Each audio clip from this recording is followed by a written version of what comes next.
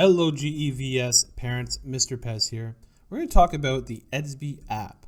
So as you can see, I'm already logged in here, and my name is Fiore Ayana, a fake dummy account, of course.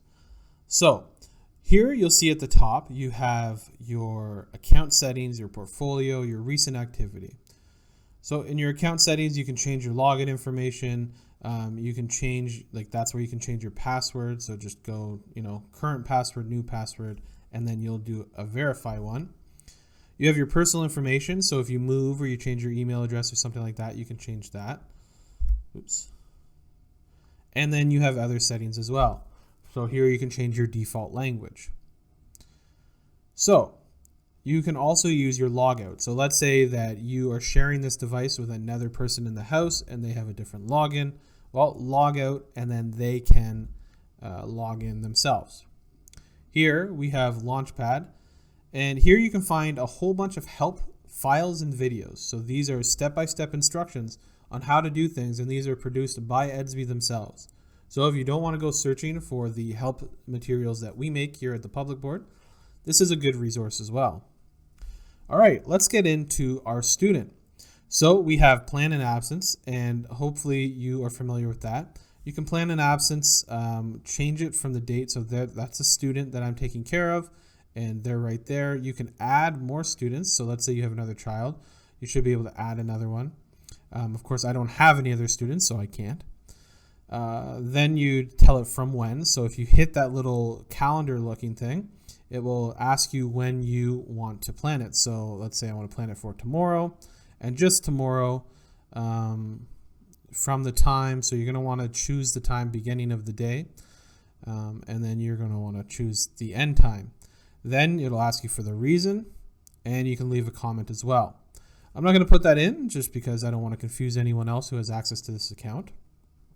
But you have that. So let's plan an absence. The next one is absent today. So there you have your student name, you have your reason, and your comment. Again, I'm not going to put send to school office because I don't want to confuse anyone. So I'm just going to hit cancel, and that's how you plan an absence.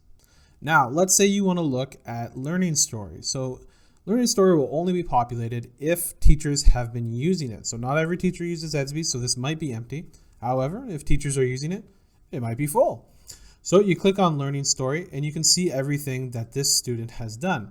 And you'll have which teacher posted it and a little comment by them usually. So this one says Harvey learned how to unitize. So this, in theory, this Harvey student seems to be a kindergartner. And this will have pictures of your student learning or pictures of student work and little comments. All right, next up we have classes. So here in classes, you'll see all the classes that your student is associated with. Now in elementary school, we break down homeroom, but then we also have math and language and health. Now, you'll have the same teacher for language, math, and homeroom, but especially if they're in the older grades, the intermediate ages, they might have different teachers for social sciences, history, things like that. And so you'll see that reflected here. So let's say you want to see something that they're doing in math, and in fact, you see this little red bit, this little red alert here on the side that says 3. That means there's 3 new things inside of mathematics that I can look at. So I'm going to click on mathematics, and I'll see, okay, I see that there is an assignment. So I'm going to click on assignment, and there's no preview link here, but if I want to get the information, I can click on this, and that'll give me the information on the assignment. So I can't do the assignment, obviously, because I'm not a student, but I can take a look at the assignment that my student is doing. Okay, if I want to go back to home, I can just press that little home button again in the bottom left-hand corner, and we can continue on with our tour. So we have recent activity. So these are recent things that have been happening in our students' lives.